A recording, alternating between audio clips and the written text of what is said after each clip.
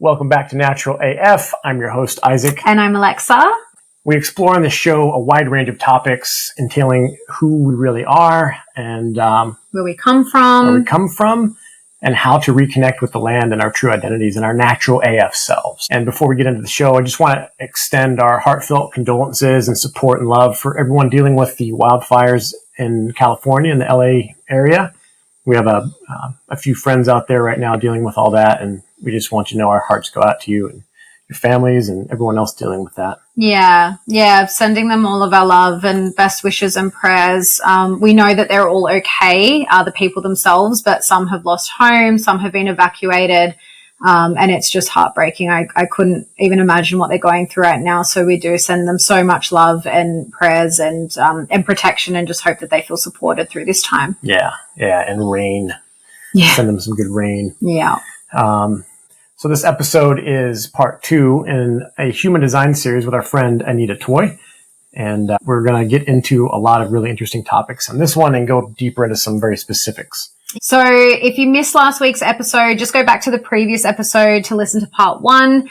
It was more of a relaxed conversation, I would say. We got, a bit more into Anita's journey and the work that she does using human design in her coaching.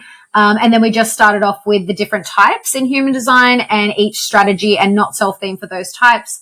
Today we're going to dive right into a lot of the other aspects, basically. So the different authorities, the profile lines, how that sort of makes up the personality.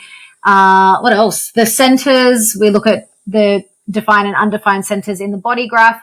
And then we just touch on some other things and explain things like the Incarnation Cross and the gates and channels, because there's a ton of those. So it would be like a 5-hour episode if we went into all of that. If you're new to human design and you're not really sure what we're talking about, we've got links in the show notes where you can actually just pull a free chart online. So if you want to do that, click pause, go and get your free chart, and then you can, as you're listening along, you can look at your own chart and see what applies to you. Yeah, that's a really practical idea for learning about yourself through this method, and I love it. It's something that was really important in our relationship early on, getting to know each other. Yeah. And would help out with children and other types of relationships. Absolutely. Yeah. And it's something that I've also taken on with my work with people, because it is such an awesome tool for self-discovery. And then it can also branch out into, relating to other people. You can apply it to work and business. You can apply it to, your children and how you raise them. And it's, such an amazing tool. Like, I can't speak highly enough of human design. And it is something that we do talk a lot about throughout the podcast. It tends to come up in different conversations. So we really wanted to put these episodes out for anyone that doesn't really know who we're talking about. This is a really good introduction to what human design is and how it can be applied to our lives. Yeah. And in addition to the mental, psycho-spiritual aspects of who we really are and supporting that, the show also supports your physical side and your health through our company, Natural Art Form. It started with a product for a shoulder injury that I had personally and wanted to walk away from all the pharmaceutical drugs. I was taking an 800 milligram ibuprofen capsule, and it was causing all kinds of health issues. So I looked into natural anti-inflammatories, put together as much that I could in one remedy with some magnesium and DMSO, which is a really powerful remedy for absorption and for free radical collecting in your body and detoxification. And that product is called Alleviate, and it's available on our website, naturalartform.com. And for listeners of the show, you can take 10% off your first order using code NaturalAF10. And if you do so, that really goes a long way to supporting us and our show here and our mission to providing everyone simple, pure, and powerful natural remedies that actually do really work. And we use them every day. Yeah, absolutely. And for anyone that has purchased from us and is having a good experience and has some good feedback for us, we love hearing the feedback. It's really what keeps us going. So please head to the website and leave us a review. There is also a rewards program for reviews. So you can either leave a review with a photo, or if you're keen to leave us a video testimonial, we'd really love that, and you'll get an even better discount for that. So we'd greatly appreciate that if you'd like to chip in. Yeah, so go to naturalartform.com and find out all about that. And we just had a great experience at the markets this weekend. It was supposed to rain and didn't, and thank God we got up early and went and showed up, because there was a couple people there that were looking for us. One of them was our friends that have another market stall and their son works with animals, goats and cows, and can get quite smelly. And he was very excited about the deodorant that we had traded with him or sold him at the last market. Yeah, well, I think his mum was actually more excited because she was like, they're into everything natural. So similar to me, they've tried all the natural deodorants, and she was like, it really works. Like, he's out getting smelly and he's always out working and nothing's ever really gotten rid of the BO for him. But she was like, it's amazing. So yeah, we love hearing that feedback. I love hearing those stories, especially like something simple like a deodorant, but there's a lot of different natural ones out there, and I've tried a few. Alexa's probably tried a lot more. But for me, stumbling across the formula I did for this, using magnesium instead of sodium bicarb as the active ingredient, I'm just so happy that it actually works really well. It's comfortable. It doesn't irritate the skin like some of these other ones can. And but more importantly, that it just works and that people actually get excited about it. Like, who gets excited about deodorant? Well, trust me, when you've tried like everything under the sun, which I feel like I've tried so many natural deodorants over probably the last 20 years of my life. It's really nice. I was going to say really refreshing, no pun intended, to find a natural product that also works really well and quite powerfully, and just knowing that you're not, poisoning your body in the process. Yeah. So if you're living in Australia, you can find that on our site.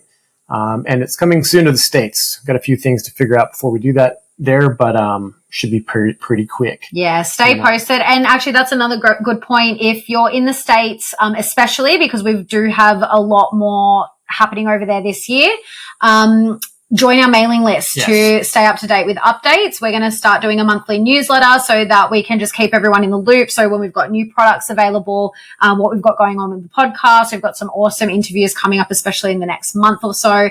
Join our mailing list, go to naturalartform.com and subscribe there. Yeah. And stay tuned for the end of this episode. We've got a very special announcement to make. And we'll get right into it. Yeah. Hope you guys enjoy this conversation.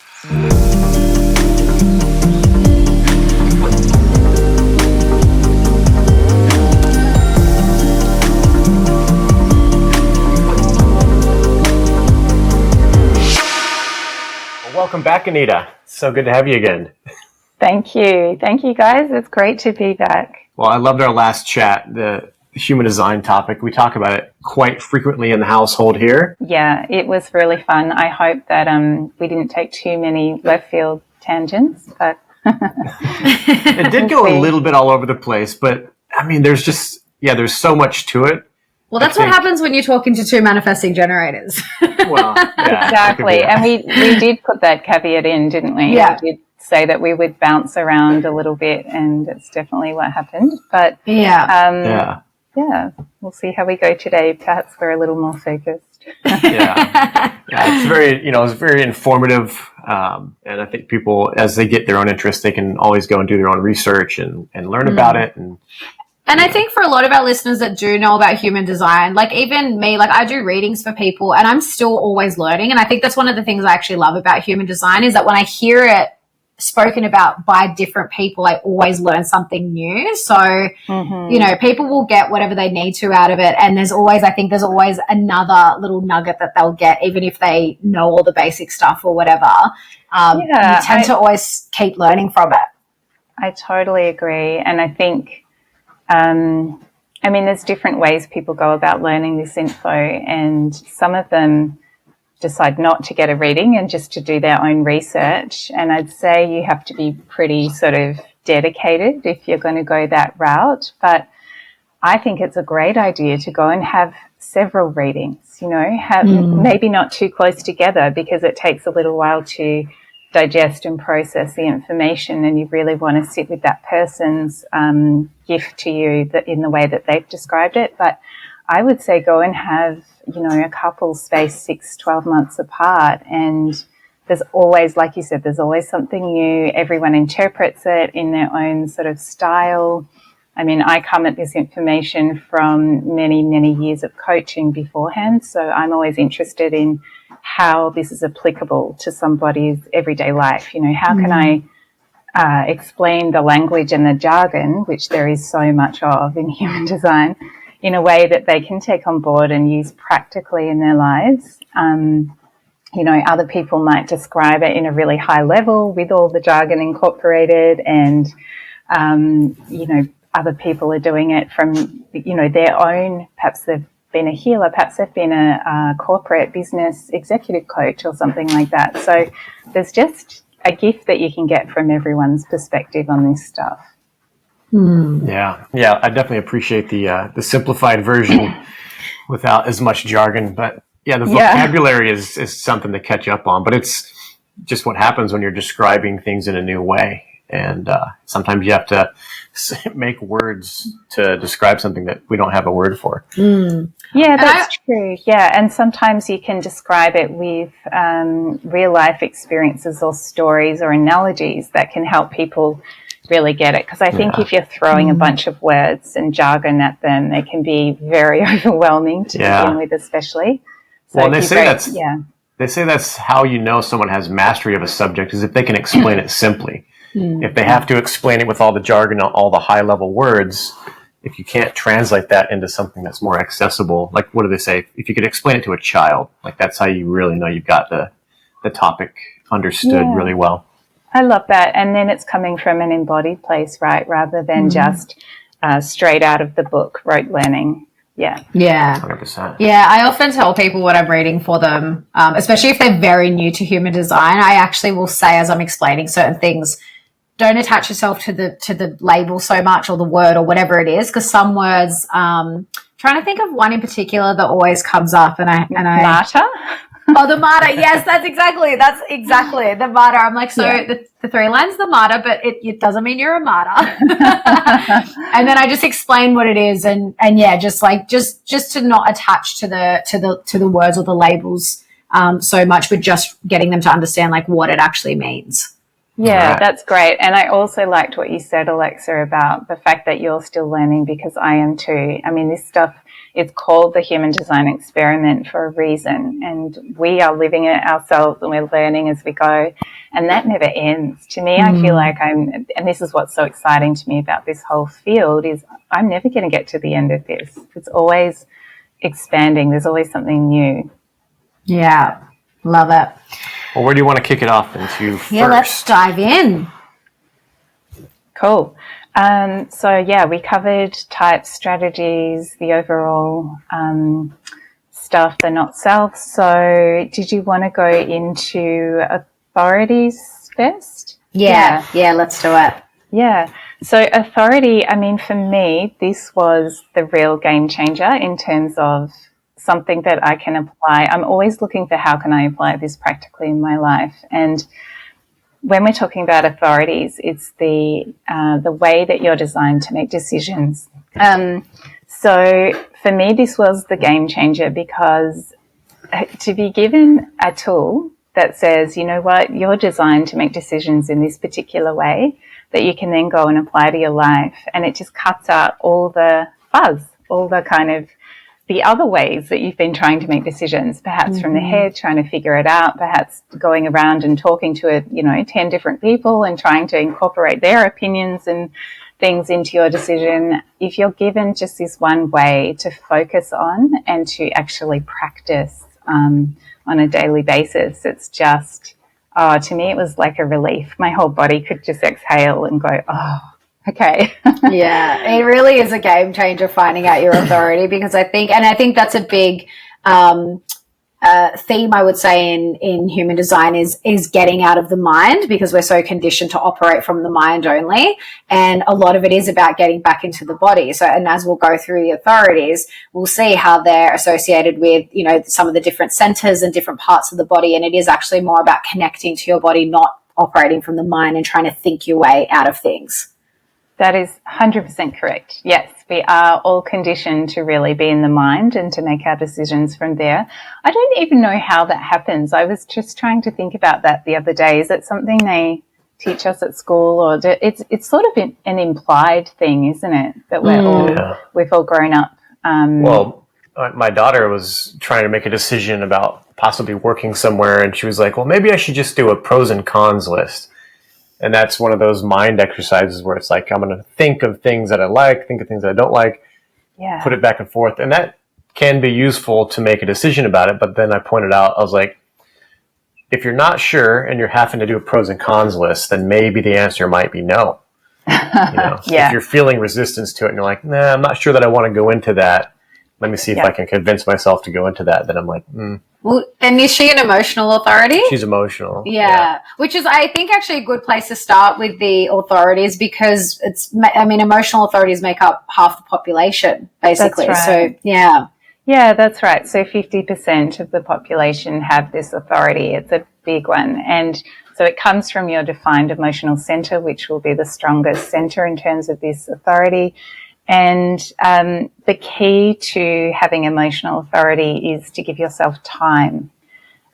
Time in big capital letters. Okay. Yeah. So, and this is just beautiful. So it's about feeling into the decision over time. And people with authority in the emotional center means they have definition, and it means they have a natural sort of mechanical wave that moves through them emotionally. So there'll be highs and lows and different emotionalities. There's 3 different waves, which I don't necessarily need to go into for this explanation, but it's a natural part of you to have variation in your emotion, in your moods, in your feelings. So what we don't want to do is be making the decision from the top of a wave where everything's really exciting, we're energized and we're, on a bit of a high, nor do we want to make that decision from the trough or the low, or perhaps a more introverted, melancholic, less energized place. So giving ourselves time allows that wave to move through us.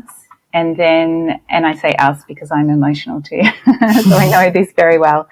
And then clarity comes over time. So the wave's moving through, you keep checking in with whatever the decision is. How am I feeling about this? And eventually there'll just be a moment in time where it just suddenly feels kind of clear or neutral, or that's a yes, and it's okay to get a hunch at the beginning of the decision. You might instantly think, oh, that's a yes, but knowing you're emotional, still give it time. And it might work out that it's still a yes over days, weeks, months, depending on how big the decision is. I will say there's no specific time. It's very much individual dependent and dependent on the decision. And then, it might be a no. It might change from your initial thought or feeling. So, yeah, it's just a going with it, waiting for that clarity.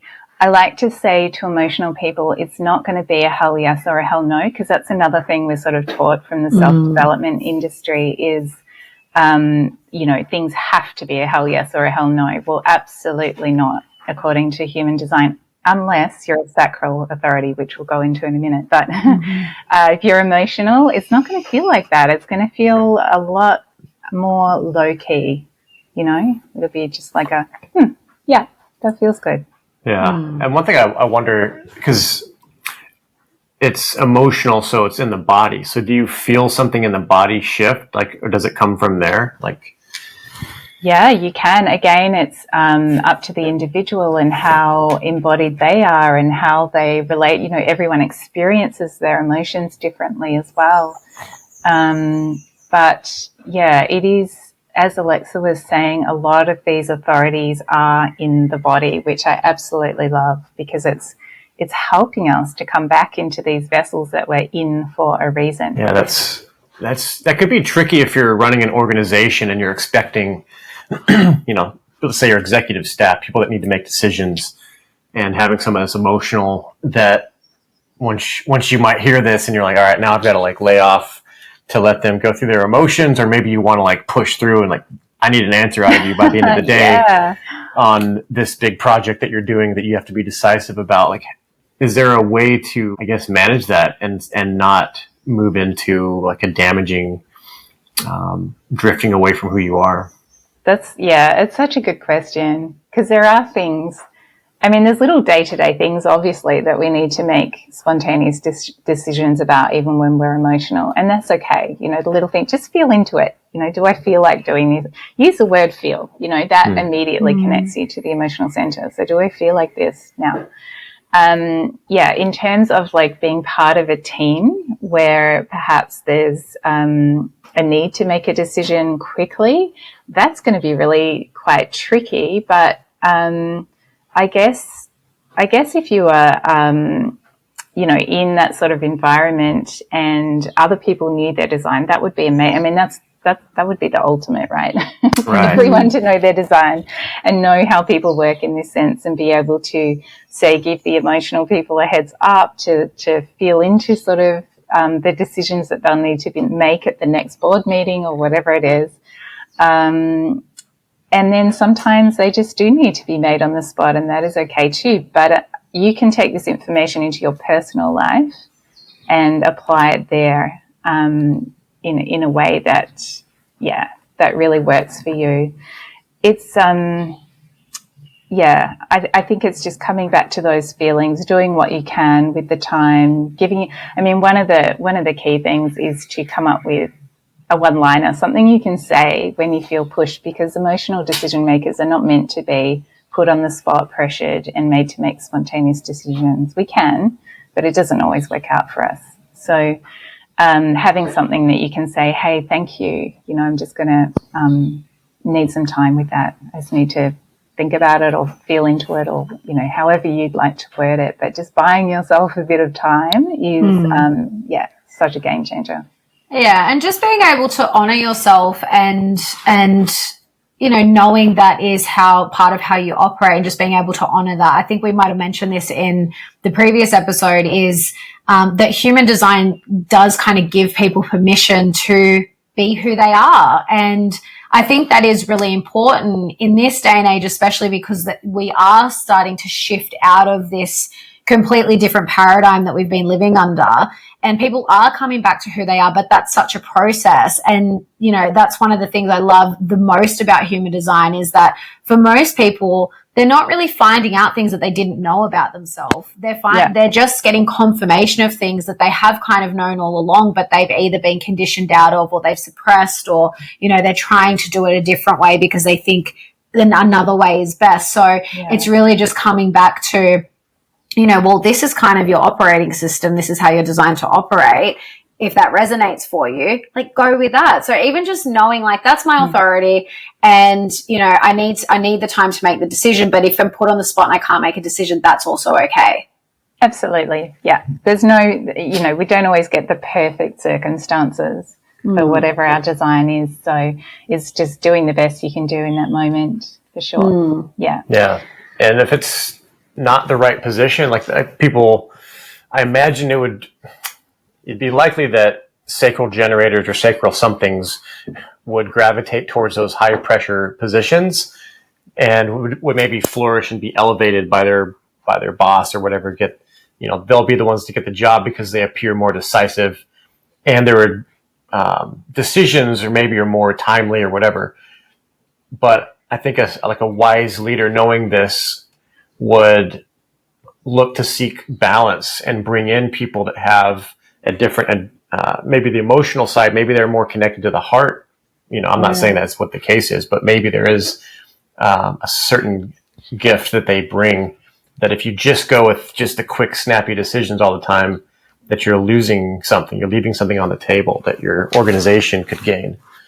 It's really interesting to think about that. I mean, I've always worked with individuals as opposed to corporate environments and teams, but I'd love to know from a human design consultant who does work in that space, how they find it, because there might be, we know the breakdown of the different types in the population, but I wonder if that's also reflected in certain management teams or, who knows. But the key is really knowing who you are and living to align to your design. And then that's going to ultimately help the team that you're a part of as well. And I actually just wanted to ask too, so emotional authorities make up 50% of the population. And Are emotional, like, can you have an emotional authority with all of the types, except for reflectors, of course, because they have all open centers? Because I know I've met emotional projectors, definitely emotional generators, and and emotional manifestors. Yeah. That's why it's such a big category. Yeah, for sure. Yeah. Well, that's really important that there's 50% of people are this type. So and then. I mean, we'll keep going through authorities because I'm going to make a real concerted effort to stick with this line that we're going on. But later we can talk about the emotional center in itself just being open or defined. Yeah. Sure. Yeah. So sacral is the next really big one because generators and manifesting generators who have the sacral defined have this authority that you know what I'm talking about. Right. Well, they're the only type that can have this authority. That's what I meant to say. So, sacral is really from the gut, and it's, I use the word sacral and gut sort of interchangeably in this case, and they are almost the opposite of emotional in that they are here to be spontaneous and make their decisions in the moment. They have in the moment access to truth. I always get a lot of FOMO about sacral. Part of me would really like to be sacral, but these types really do resonate with the concept of the hell yes or the hell no.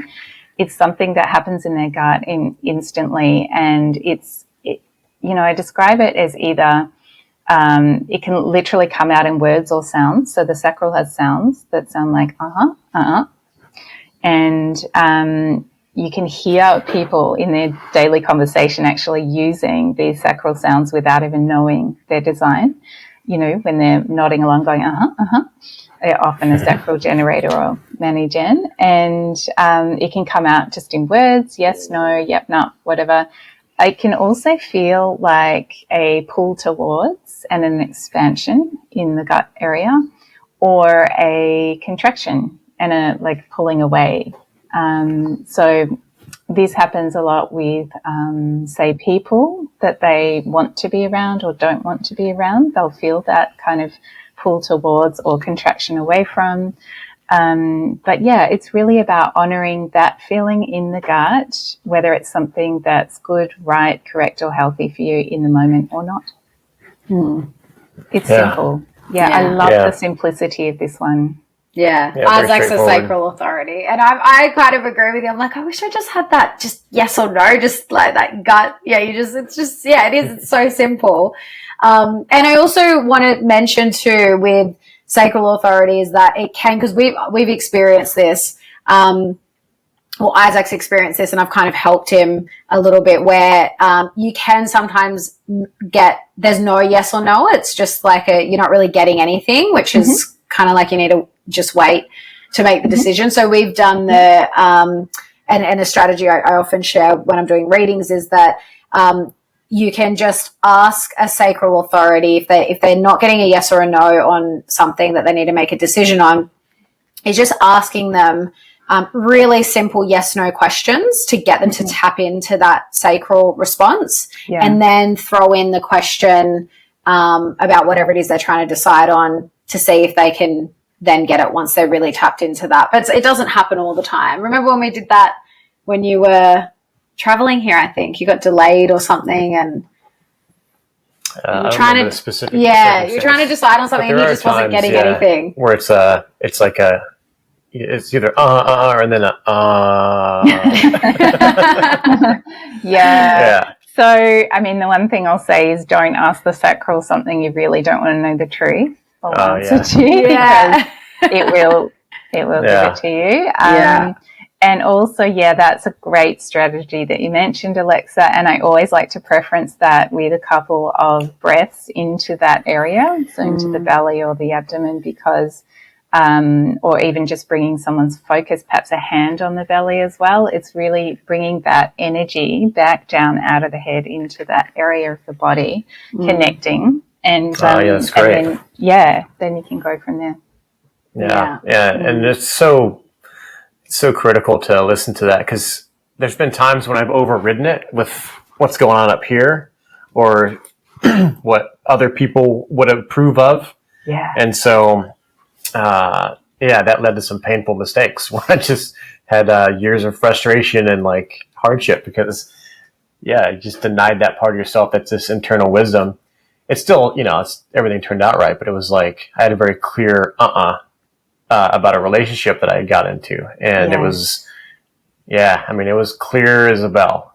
But something in me, some other, and who knows, God's above everything. So I'm at this point, I'm looking at it like, I think maybe he stepped in and was like, yeah, you don't really want to go down this road, but you're going down this road because you need to grow. Yeah, and look, there's no mistakes, right? Because there's obviously lessons and challenges and things that your soul wanted to go down that road for a particular reason. So, yeah, I don't want to give the impression out there that if you've done the wrong thing by your sacral, then you've lived your wrong path of life, because that's definitely not the case. I mean, yeah, even with my emotional authority, I definitely made a dodgy decision about a relationship too, but I got 2 beautiful kids out of it. So,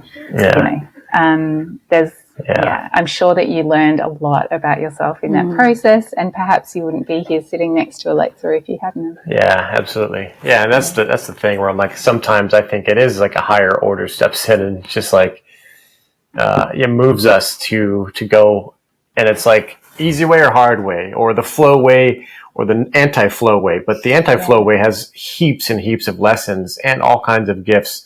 Yeah. And this life is full of gifts, no matter which path you go. That's it. And then, we can bring karma on top as another layer, and who knows, you might have had some karma to sort out with someone. It's much bigger than just this way of living that we're talking about, for sure. There's other layers. Yeah, absolutely. And Alexa, are you a splenic authority? No, I'm self-projected. Oh, self-projected. Okay, cool. Yeah. Well, go for it. Talk about that one. Yeah. Well, so I'm a self-projected projector, and again, a self-projected authority. You can only be that if you're a projector. So in my case, I laugh because for me, I was like, that's why I talk so much. I'm meant to just talk so much. You are. So for me, being self-projected, for me to come to decisions, to make decisions, I have to hear my own voice, which can be really annoying for me and other people. I'm not going to lie, but I really just need, if I'm speaking to others when I'm trying to make a decision, I just need someone to be a sounding board, really, and just to ask me, kind of just be like a therapist and just ask very like, so how do you feel about that? And, and just kind of ask questions back and not really give their opinion as such. Or another thing, which again, this was something for me that I was like, oh, that's why I've just always, before I learned my human design, when I would send voice messages to people, I would always listen back to them. I don't know why, but I'd always listen back to them. But I think it is that having to hear my own voice and just getting clarity. Like that's where I get my clarity, is like when I'm hearing my own voice back. So that's another strategy for self-projected projectors, is that if you don't have someone to talk to or a sounding board, you can just like record yourself speaking about something and then listen back to it. And that can help you come to a decision. Yeah, that's a great strategy. Sometimes this one is also called G-center authority, and the sounding board person in your life is really important. And as you said, they're not there to give you advice. So you don't want to have someone who's trying to fix your problems and offer solutions. They're literally there to listen to you speaking out whatever it is you need to get out in order to heal yourself and process your own decision making. Yeah. And then, as you said, you don't have that person there, record your own voice, go for a walk in nature and just speak into the recording and see what comes out. But you could even do it with writing as well.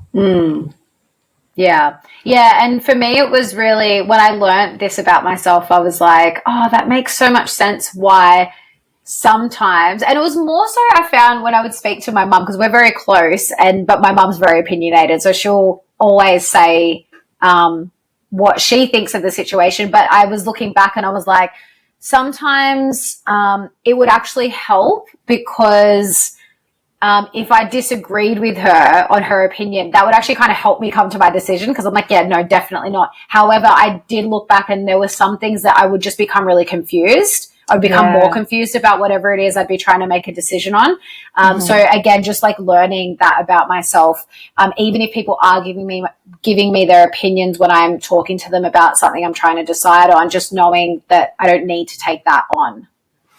Yeah, that's great. Yeah. Great to share with people. What's your mum's authority? She's a mental authority. She's a mental projector. Okay, well, let's talk about that next. Yeah. So this one I find really fascinating because when I first pulled her chart, I'd never heard of a mental projector. And I'm sure, is this another one that only projectors can be? Yeah. Yeah. So a mental authority is actually the only authority that isn't an inner authority. It's actually an external authority. So they have to put out whatever it is that they're wanting to decide on to others.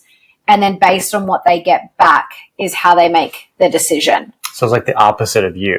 Yeah, well, similar but opposite in some ways. Pretty much. Yeah, pretty much. Like well, and it's the only authority that's an external authority, isn't it?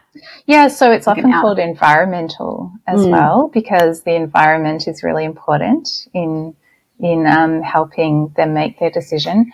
So it's there's generally no definition below the throat, and I think of this one too, it's not mental as in the thinking mind. It's more about the sensing mind. So when you have mental authority, it's what makes sense to you. Yeah. And as in like just a knowing and a knowing that's coming from you and your surroundings rather than a nutting it out from a thinking kind of perspective. Yeah, that's a really good way to explain it, actually, because that's what I learned, looking at my mum's chart, was that mental projectors, the simplest way to put it is that they pretty much become their environment because they're open from the throat down. They're just taking all of that in. And again, it isn't a mental, they're not mentally becoming what or who is around them. It's more of a feeling into, and my mum's very much like that. And again, I'll just point out here, because again, this is why I just love the level of compassion that human design can bring to yourself and others.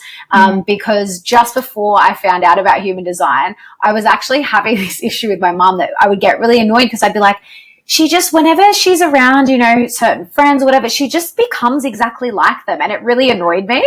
And then when I learned that she's a mental projector, I was like, that's just her design. Like, that's actually how she's designed to be. And with a lot of the work that she does, like we were talking off camera before about, my mum's a bit of an activist, and it actually works so well for her because she very, very naturally is able to just bring people in and bring the right people in and bring people together in community. She does that really well. And I think that is because of this mental aspect of her, mental, so to speak, where she just becomes her environment. And I think people are very naturally drawn to her, but feel very comfortable around her. Yeah, beautiful. Yeah, I haven't met your mom. I've got to meet her. I always knew your mom was mental. Yeah, that's perfect. Yeah. We all had an inkling. Right. That's so, wonderful. Bouncing back to splenic, perhaps. Yeah. So this one's obviously coming from the Defined Spleen Center, which is all about instinct, survival, sixth sense. It's so the spleen is similar to the sacral, the gut response. It feels like it's in the body around that sort of area as well. But it's generally like a super fast download almost, or instinctual kind of hit, ping. So I've got something noisy happening out there. And it's almost like that, rather than that sort of hell yes, hell no, it's like this quick instant. It can be a little bit quieter than the sacral response, and it generally doesn't repeat. So it pays to be a little bit quieter and present and mindful when this thing comes in. And I guess splenic projectors get to know over time what this response is for them, and then they can like identify it and honor it. I wonder if that's what somebody, Alexa and I know, that was in the military. He told me a story about going in combat in Iraq and going. I don't know if he was going into a building or something, but he had this like pause moment where he's like, "No, we don't want to go in there. We want to go around something or that." And then there's another time where something bad is about to happen. He had a premonition about it. Yeah, not like a psychic premonition, but he was like, I don't know, like he just knew something bad was about to happen and not to move. Like, don't go into this area. Yeah. And then up ahead, something exploded. Would that be something that 100%. could be splenic? That would be incredibly useful in the military or any of those types of situations. And, I would, at a guess without seeing their chart, be thinking splenic and gate 57 defined. It's that like almost premonition of something. And interesting. Yeah, being able to honor it. That's brilliant. Yeah. Is it mostly to do? Well, I guess it could be for all kinds of decisions, right? But is a splenic? I thought it was like fear. Is it based around fear or survival? That's how it supposedly developed. Yeah, around fear and survival and keeping the species alive and making good decisions from that point of view that aren't necessarily rational. Yeah, you don't want to have to be justifying splenic decisions because that's just you'll tie yourself in knots. And I think part of I've read this somewhere that part of having a splenic authority, a part of the process of knowing what your I describe it like a whisper. It's like that very, very quick, very quiet. Subtle, and knowing what that whisper sounds like often requires you to not listen to it and make the wrong decisions to know how to tap into it and what it sounds like for you. Yeah, that's a good point. We don't have to do any of these perfectly, like Isaac was saying before, with not honouring a sacral response that he is now aware of. We learn as much about ourselves from ignoring making the wrong choices as we do from following it perfectly. We're not here to do that. I was thinking of an example when, even though I'm emotional, my spleen kicked in for me. I was out in the surf one day and turned around and looked out the back and saw a massive shark. Oh, wow. Huge. Yeah, and there weren't many people out. There was just me and a couple of bodyboarders closer to the shore. Anyway, before I knew it, my body had the response and taken off, and I was paddling flat out for the shore before my mind actually caught up and rationalized what I'd seen and what I was doing in response. Yeah. So I figured that was my spleen coming in and getting me out of the way of danger. And you have a defined spleen, I'm assuming? Yes, I have a defined spleen. Yeah, even though it's not my primary authority, I was very grateful for that. Okay. Yeah. So you can have access to more than one of these centers then? Well, I would think so. I haven't really read much about this, but I would think that you can tap into any of these centers if you have the definition for sure. Yeah. Okay. Yeah. Well, that's the way I think of it, is confuse things, like stick with your main authority. Yeah. Well, that's how I think of it, is like you've got your authority, which is usually you'll have that center defined. So that'll be your main way to make decisions. However, you've always got access, all your other defined centers, you have more consistent access to that energy. That's that, the spleen being that energy of, fear, intuition, survival, it'll just kick in when you need it. You can like draw on that whenever you need it. Yeah, exactly. What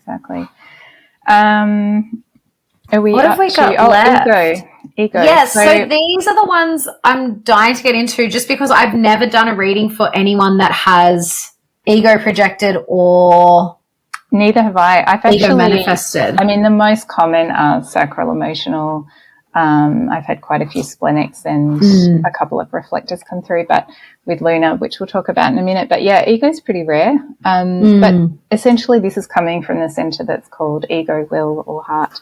And it's through their wants. It's basically tapping into their wants that they can make decisions. So what's really interesting about this one is that it's possibly, there's a lot of conditioning around, not being able to have wants and desires because that's selfish. And I know a lot of people have had to sort of work with that anyway, whether they have this authority or not. So it's about honouring the heart, remembering that these wants and desires are coming from the heart, and tapping into exactly that, like what are your wants, and allowing that to make the decisions and lead your path. Yeah. Yeah, that makes sense actually, because it's only like 1/8 of the population that have that center defined, right? So it's pretty rare authority. It is, yeah. And then Luna is the good old reflectors, who are only 1% of the population. And so their authority, because they have all of their centers open, it's about, again, time, so similar to emotional, but preferably, I mean, the standard sort of explanation for this is give yourself a month to make a decision. And I know that this can be like heartbreaking and traumatic to hear for some reflectors. So, of course, it's not the case with the little decisions, you go through your day and you just do what you need to do. But it's just a case of, because your chart is so open and gets so lit up throughout the month by the different cosmic changes and other people around you as well, it's just allowing yourself to have time to be in different vibes or different moods across time, and to really feel into it over time. Yeah. So say if it's a new relationship or something, it doesn't mean you need to. I was discussing this with my reflector friend recently who's been dating, and she said to me, does it mean like if I like someone, do I have to wait a whole month to like see them again or to progress the relationship? No, you get to play, you get to sample, you get to do whatever you want to do, but just have that little bit of patience to keep reflecting, keep checking in on how it's going over, say, a month's time. And Yeah, just don't move in with them or marry them within the first month, basically. Perfect. Okay, that's some real good practical advice there for the lecturer. Yeah. I remember when I first learned about reflectors and the lunar authority. I think even you and I might have spoken about this. I was like, God, that would suck. Like if you imagine you just had to make a decision about what to do on the weekend, and then you're like, sorry guys, I'm gonna have to wait a lunar cycle to get back to you, and you miss the event. But obviously you can't do that with everything, but obviously the big decisions, definitely.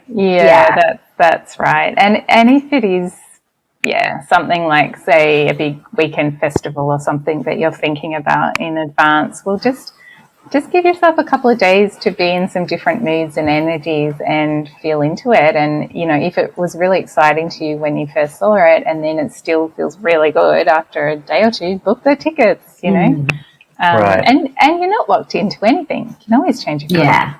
Yeah. In my mind, I'm picturing what jobs or what type of person would really fit that, or would do really well with that. And I was thinking a longer term options market trader, like stock trader, not the day trader, but the longer cycle ones. It would be a really good, reflector lunar cycle. Would benefit that, because it's I'm not here to make the decisions week by week. I'm only looking every 30 days, quarter, really let those big monetary decisions, slower cycles. Oh, I like that. We need to find a financial advisor who's a reflector. Yeah. Well, I'd love to, like you said, I think earlier about, when we were giving the example of in organizations and, again, I love that you can apply human design to so many different things. But especially like in workplaces, I would love to, and again, you probably can relate to this, Anita, because you love all that profiling stuff. And like, I love looking at, you know, like if you were to go through businesses and actually then look at, well, in management, how many of them are this certain type, or how many of them have this authority, and just out of curiosity to be, because I think you definitely see some patterns. You would, yeah. It'd be really, really interesting to do that, and then see if people are sort of really in their natural roles. Yeah. I mean, we've always said it. Isaac said this. I remember when we first met, and now we're just like, we would never hire anyone for our business without knowing their human design and potentially getting their astrology chart as well. Because Isaac's used astrology like in relationships, and you can also use it for like business things. And but especially the human design, I think it's so valuable to know, especially if you were to hire. Like I was in a medium scale business that I worked in before. And knowing what I know now, like you can actually put people in the right positions for them, where they're going to benefit. Like they're going to benefit from being in that role, and they're going to feel so much more satisfied in whatever they're doing. But then you're going to get more productivity and better outcomes as a business owner, because and you've done my chart, like I've got this is just going off track a little bit, but I've only got one channel, and it's the alpha channel, which is all about leading, but being asked to lead. Like it's being kind of appointed as a leader, not like I'm going to come in and be the leader. And I remember you describing this kind of like leading from behind, and that resonated with me so much because I always ended up in management positions, especially in this last job. I was there for almost 4 years. Always ended up in these leadership roles. However, I was still working like a generator. So I was so burnt out all the time and like unwell and just not functioning very well. However, the leadership side of it, I loved. And it was because like, you know, I remember my first team, like they wanted me to lead them. Like they loved me in that position. I had really good relationships with them. So it's just knowing like how to, just work with the strengths and then, just not have, especially for anyone that's a non-energy type, to not have them working like a generator, because it's just never, it's just not going to work. It's so true. Thanks for sharing that example. I was just thinking, like, imagine I've been scrolling Seek a little bit recently for my partner who's coming to live here and needs to get a job, and I was just thinking, wow, imagine if like on all the Seek ads they say would suit generator type, or that would be so good. Yeah, wouldn't it? Yeah. We'll get there one day. We should start a platform for that. You're onto something, Anita. We need to talk after the show. That'd be an amazing platform where you literally hire based by design. on By design. There you go. We've got the title. Love it. We're going to trademark that. No one take our idea if you're listening to this. Okay, side hustle. Yeah, I love it. Mm-hmm. So are there any more authorities, or no? Let's move on. All right. Yeah. Go. Where to from here? Well, I guess it'll be good to just let's do an overview of the centers, because obviously we did talk a little about, you know, which centers are related to the authorities. So just, I guess, an overview of the centers in the body graph. Because I think we touched on in last week's episode, that it kind of comes from the chakra system, but in the human design system, 2 of the chakras kind of split off. So that's why we've got 9 in the human design system. And then, just for people that are very new to it, and if they're looking at their body graph, like what does defined mean? Yeah, so essentially we're talking about the shapes that you'll see running down the body graph that look like chakras, if you're familiar with that system. And as Alexa said, we have 9 of these energy centers as opposed to the normal 7 chakras. I know there's more chakras above and below, but within the body. Yeah. And each of these sort of has a theme. So the head is all about thoughts and ideas, and also inspiration, divine inspiration even. Here, I'm just going to share the the one that I got pulled up, so that way you can, if you want, you can sort of talk from that. Yeah, perfect. Okay. So, it's even great because it's labeled. Yeah. Yeah, so that head, thoughts and ideas and inspiration, and moving down to the ajna. So the ajna could be also called the mind, and this is really where those thoughts and ideas are conceptualized into meaning. And then the throat is all about communication and expression. It's also about manifestation, because when we speak into being, what we want, that's the beginning of manifestation. The G center is love and direction primarily. The heart, which is also called the ego or the will center, the little red triangle, that's really willpower, motivation, wants and desires, and even sort of worth and value.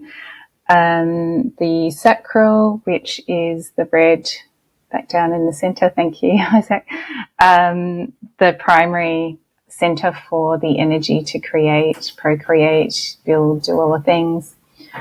The two on the sort of wings, so to the left we've got the spleen center, which we discussed earlier as being about instinct, survival, health, timing, fight, flight, freeze. And then on the opposite side, the solar plexus, or we call this the emotional solar plexus, ESP, and this center is all about emotions and feelings, and is also involved in manifestation as well. And then right down the bottom, we've got the beautiful root center, which is linked to the adrenals in the body, so stress, pressure, but it's all about doing all the things. Right.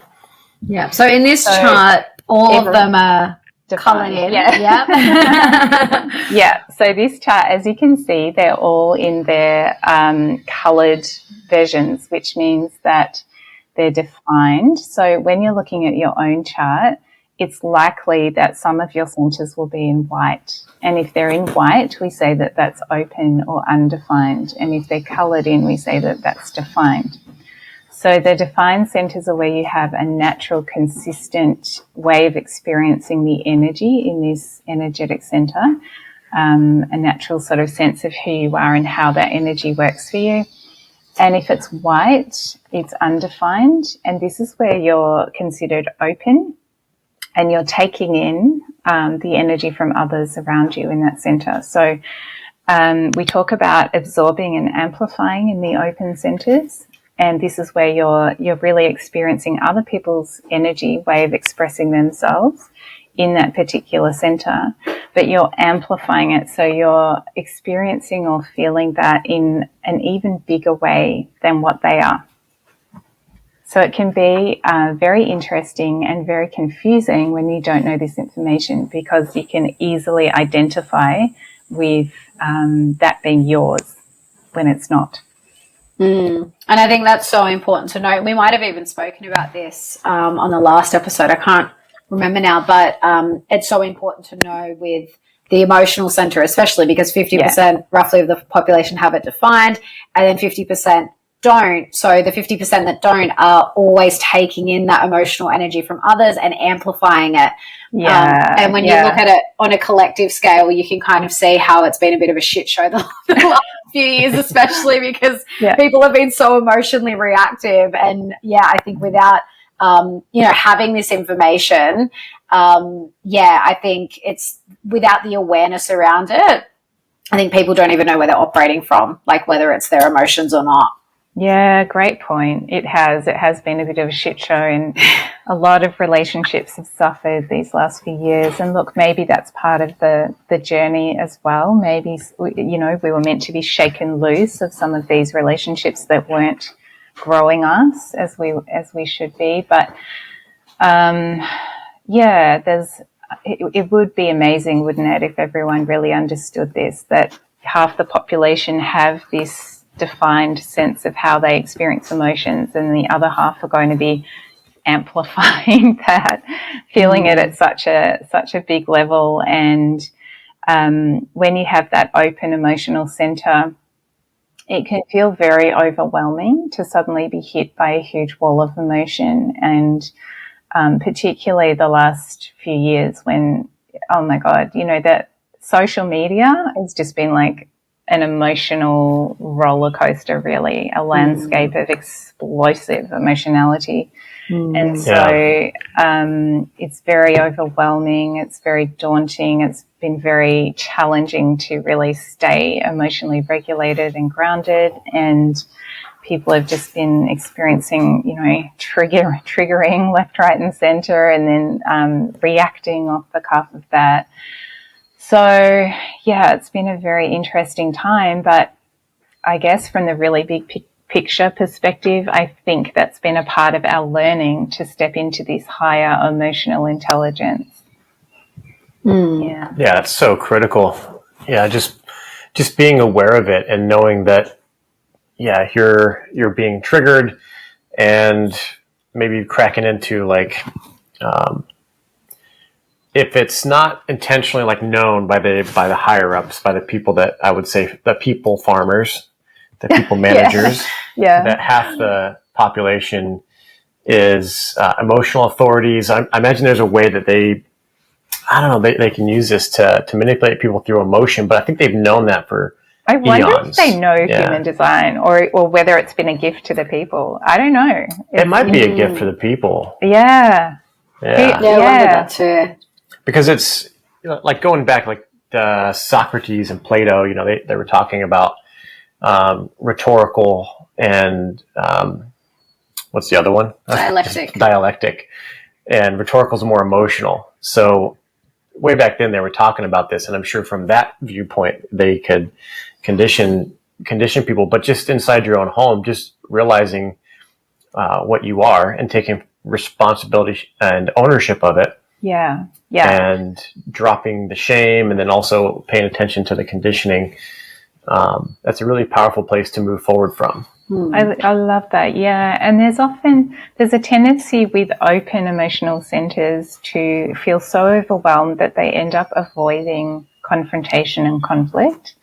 So that's one thing that often emotional centers who are open have to work with at some point in time. There'll be a time in their life when it suddenly hits that they've got to confront something that's not working for them, that's not good, have the difficult conversations, because there's this real inbuilt tendency to not want to rock the boat and just to be safe, quiet, people pleasing. Or, they can actually be quite emotionally explosive as well, because if they're feeling these big things and can't contain it, it can come out in fireworks. And then for the emotional definition, I mean, in my household, we have 4 emotionally defined humans. Oh, wow. And so, everyone's on a different place in their wave, and sometimes it's all harmonious and corresponding quite well, and other times it's not. And it's just been a case of teaching my kids and my partner over time about this, and to manage and regulate their own emotions, and that if we are coming to loggerheads, stepping away, leaving the room, just giving each other space and time to chill out has been like the best thing. And just don't try and keep working it out. Like, if you're really at loggerheads and there's high emotions going, there's no point in continuing the conversation in that state. It's like time out. Let the energy dissipate and then go back. I saw this meme recently, and I don't think it's coming from a human design standpoint, but it's so true. Somebody, and I'm picturing like somebody from the South, like a black guy from the South. It's like, I take in your emotions and I amplify them and reject, or basically he was saying, I take in emotion and I amplify it back at you. So how are we going to act today? That's so true. I love it. So funny. Yeah. I'm a bit like that. It's like, but being aware of it, I'm trying to not just let it happen. But it's so tricky when when you feel the emotion and it just comes like bursting back out. Well, that was a game changer for me, finding out about that, because I like, well before I learned about human design, I knew that I was very empathic. Now from a human design perspective, I understand why I'm so empathic, because I only have 2 defined centers, so I'm very open. Yeah. But especially like with the emotion. So I did have some awareness of that, probably going back maybe 5-6 years now.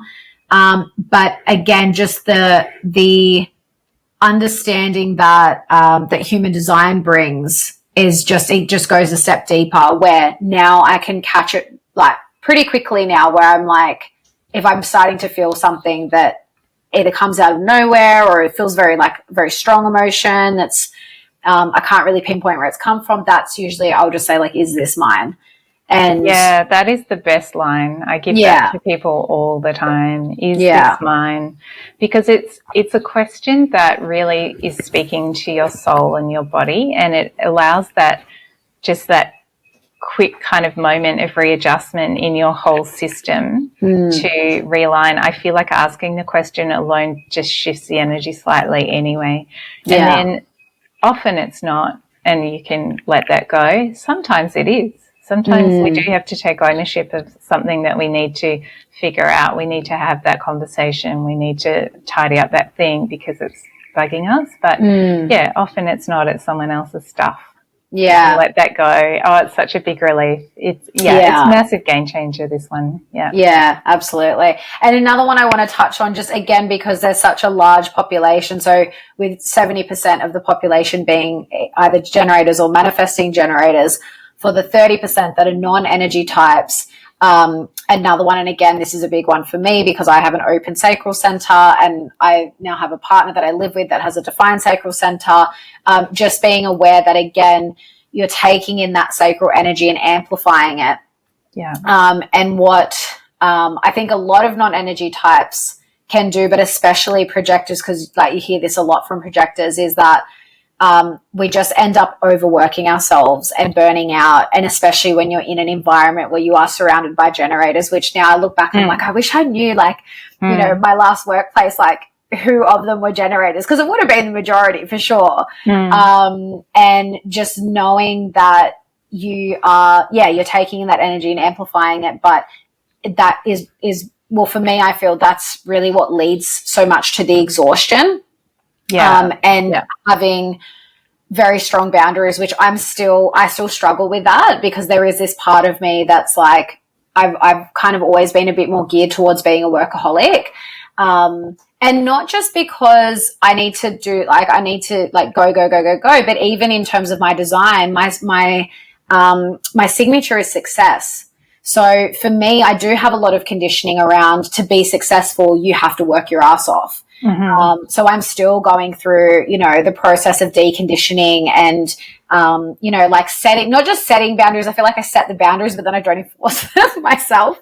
And it's changing that belief, like to be successful is to live according to my design rather than working my ass off. And,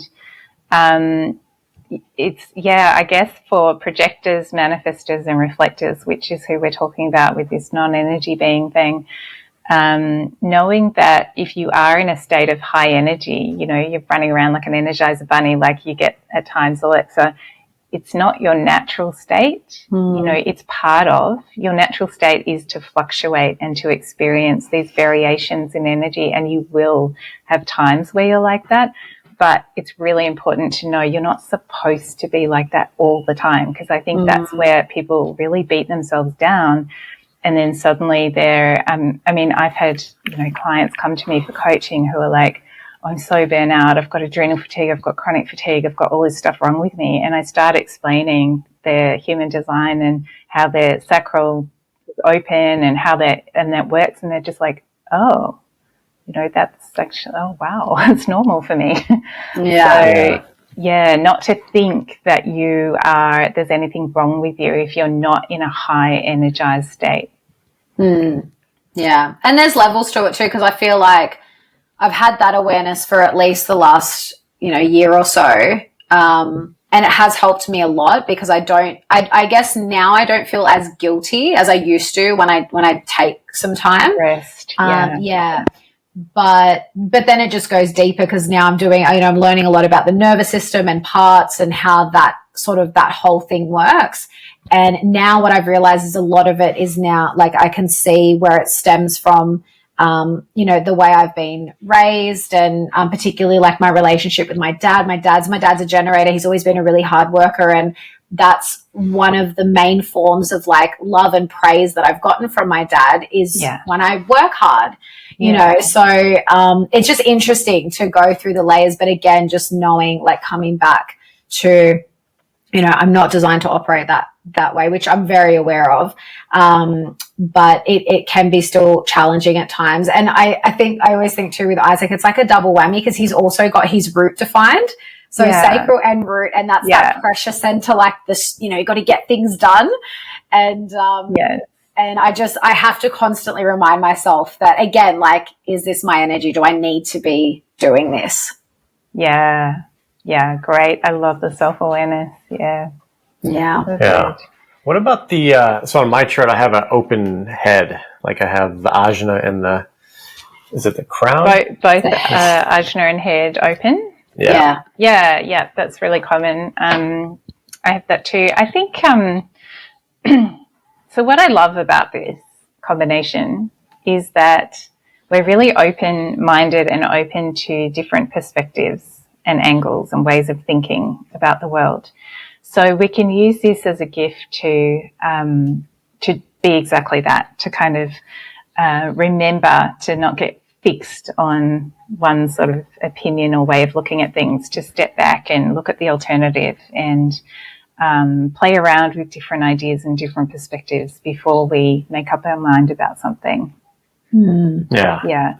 But, and I will say too, with the open ajna, one thing that comes up quite a lot in readings is when you've got definition in that center, there's generally, I like to think of it as a big filing cabinet. And so those people with definition in the mind or the ajna, which is that second center down, they are usually quite good at remembering things and categorizing information. It's almost like their brain is this filing cabinet. If, my uncle, for example, can tell you who won every cricket game in 1976 and who hit a six, and, just like pull out those facts and figures and information.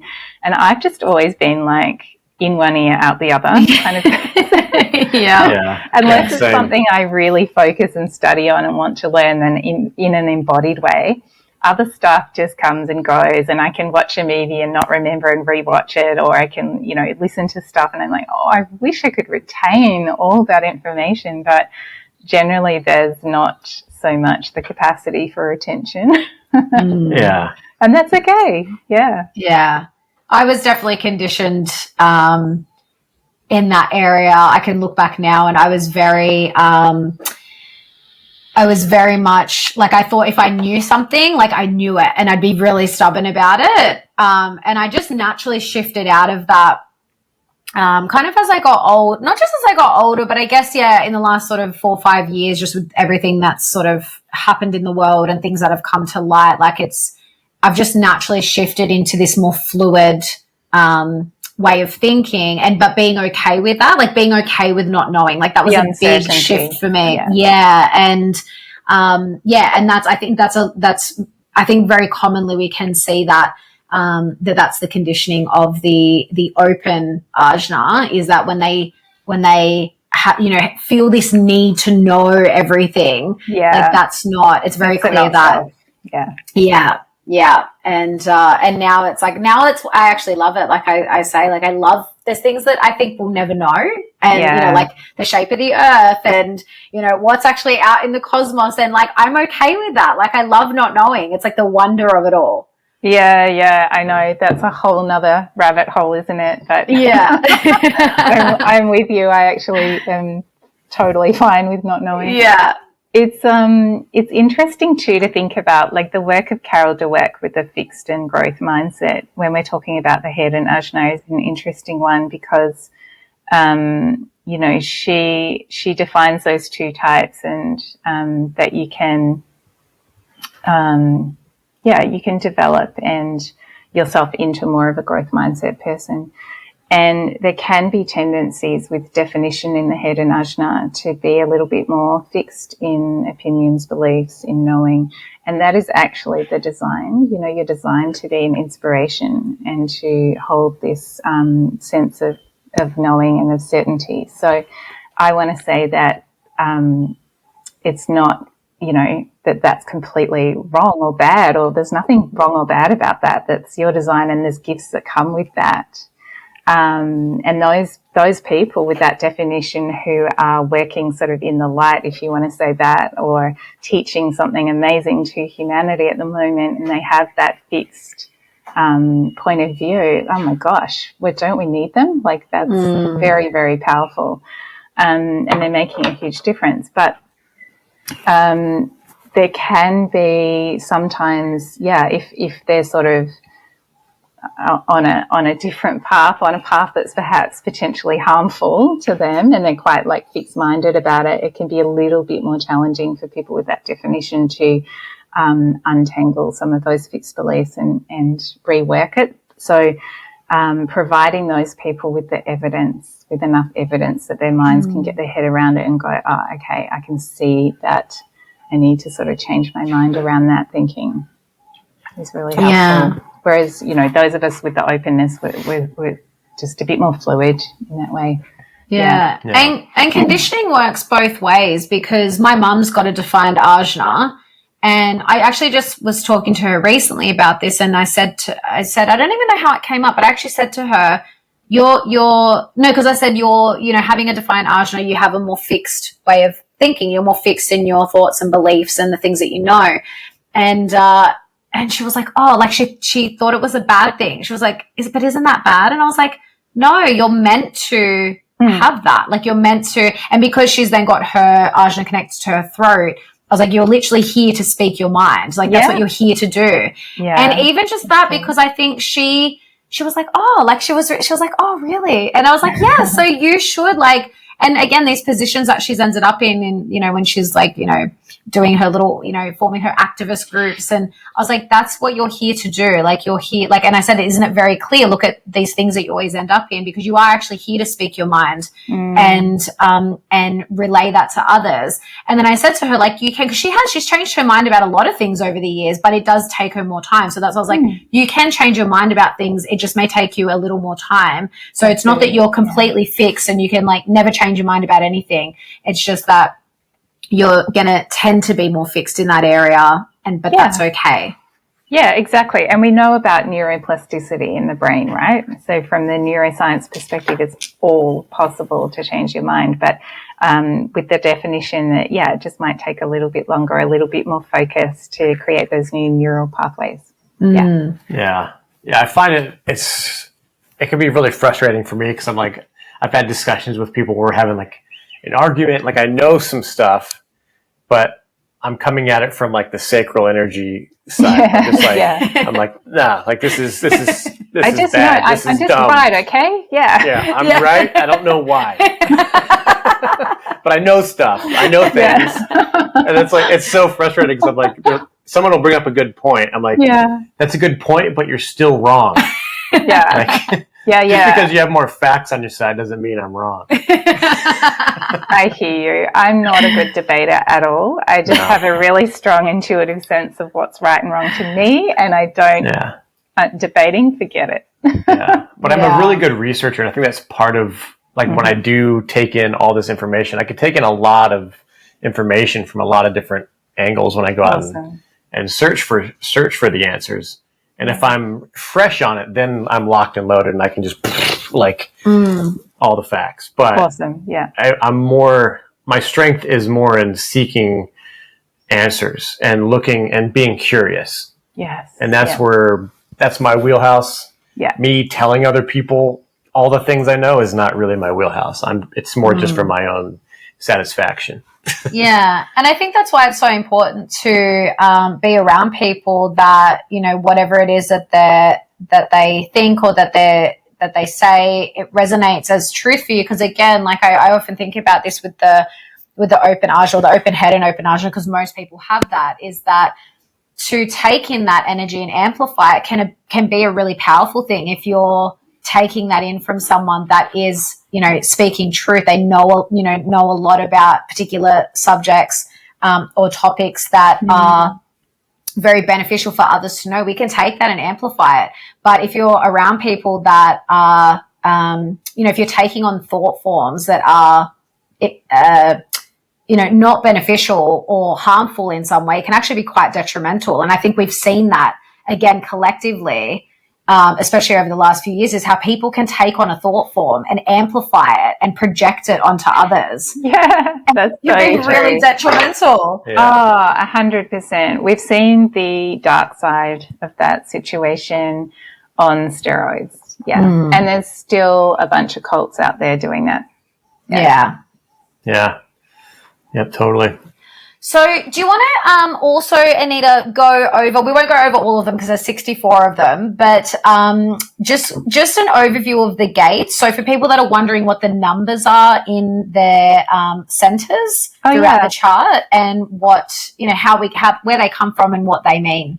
Yeah, so when you're looking at your chart, you'll notice that there's a whole bunch of little numbers within those centers that we just talked about, the energetic centers.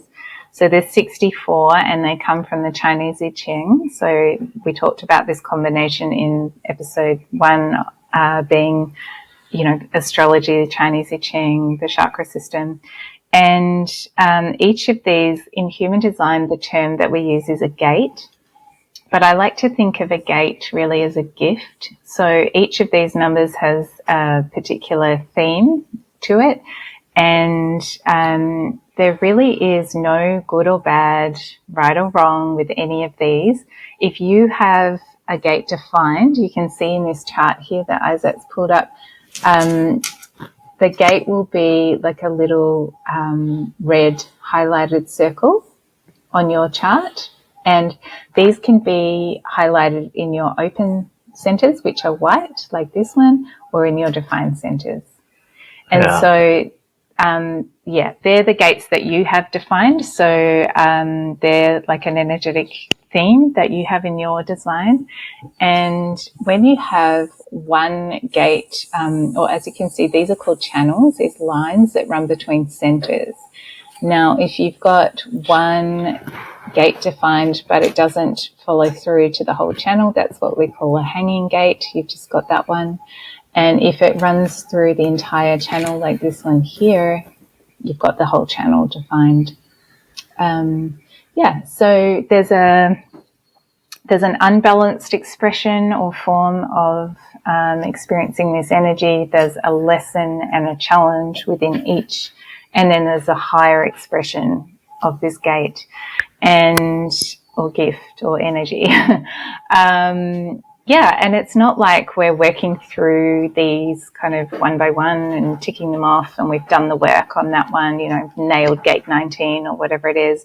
These are the themes that will keep, cropping up in our lives. These are who we are. So we're always, if we're open and aware and conscious about this stuff, then we're always like just noticing, this feels like I'm working with this energy at the moment. And as we grow in consciousness and our own spiritual development, we're sort of spiraling upwards towards this higher expression of each one. Yeah. And can I ask, Anita, because I think I'm signed up to a few different human design readers and websites and stuff. And so I'll often get the updates when we're moving into a gate. So how exactly does that work because it seems to be like sometimes every few days or every week we kind of move into another gate. Yeah. So this is not a part of human design that I work with. This is talking about transits. So this is about what's happening out in the cosmos and how it highlights different gates within our charts as the planets are moving. Yeah. So because I'm coming at this from a coach point of view and I'm helping people integrate this into their lives in a practical way to align to their purpose and their gifts, I'm working with the natal human design chart. But there's this whole other exciting area of human design, which is similar to astrology, where people are working with transits and how different gates in like the chart in general are being lit up at a certain time.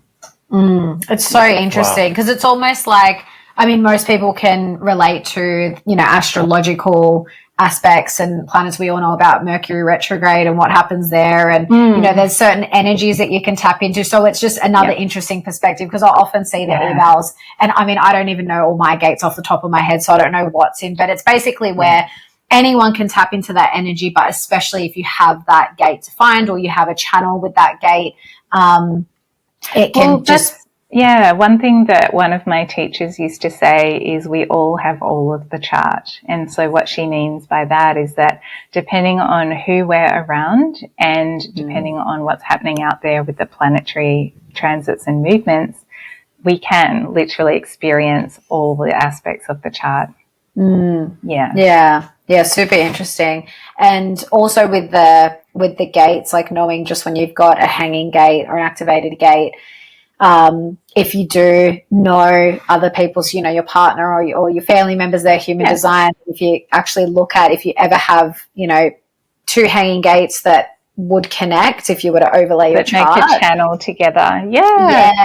Because I'm still learning and I'm learning. Have you guys done that with your chart? I have looked. I can never remember them off the top of my head. I'll often look and be like, oh yeah, like I did once look at our gates. I think we've only got one, maybe two that connect, but we do have some of the same activated gates, which is interesting. But now that I'm learning more about the gates and how they sort of interact with each other, so when they form a channel, it's just interesting to see when so if you've got an activated gate and then someone has the other part that creates the channel, I can see how people can naturally come together because they will often bring this energy. When two of them come together, they'll bring a different energy. And I remember just like reading through some of them and I was like, I wonder if because I was reading about my activated gates and I was like, I wonder if this person has this other, side that would form a channel because of what that energy brings.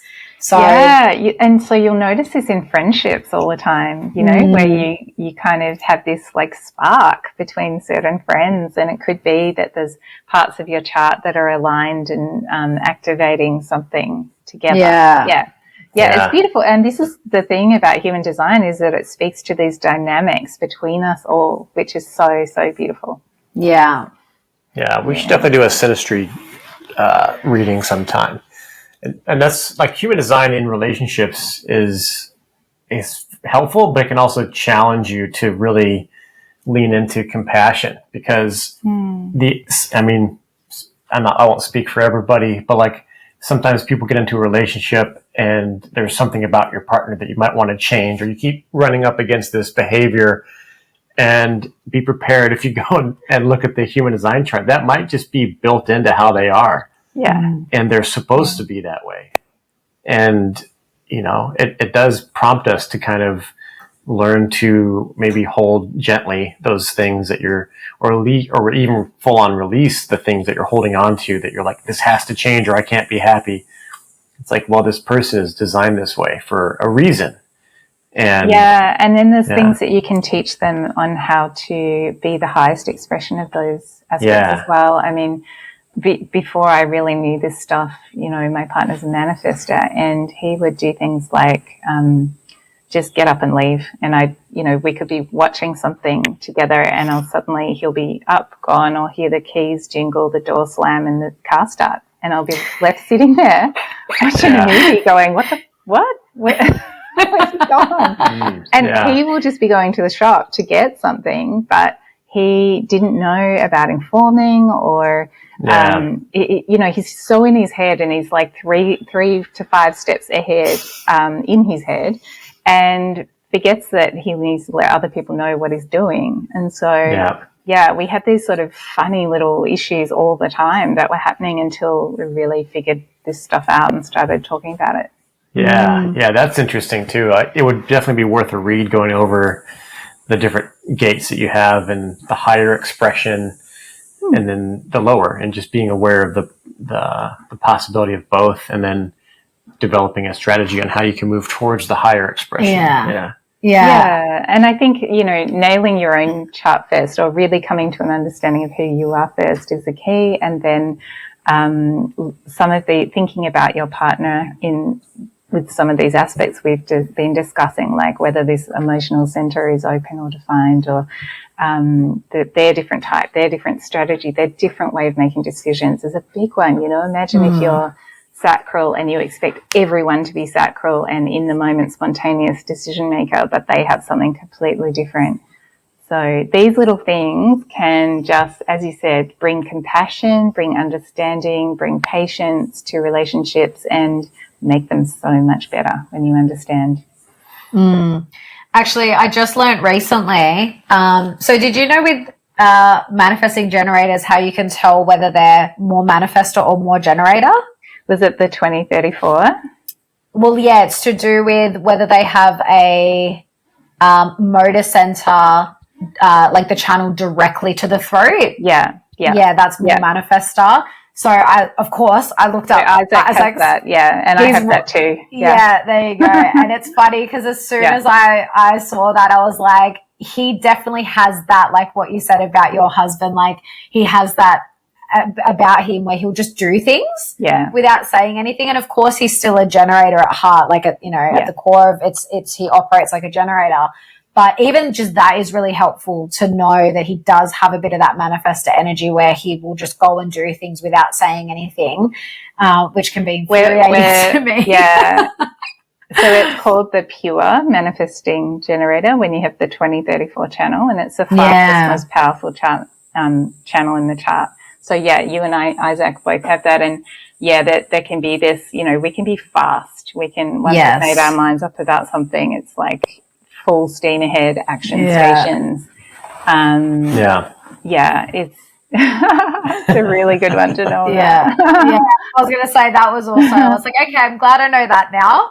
And again, it's just about awareness. It's not about trying to change anyone, but just awareness and communication is really important, because knowing that, it's kind of like you can kind of do, like for manifestors, which we discussed last time, it's really important to just inform people of what they're doing, no matter how big or small, so that they're not just kind of, going at it with this kind of steam train energy, just like going for it.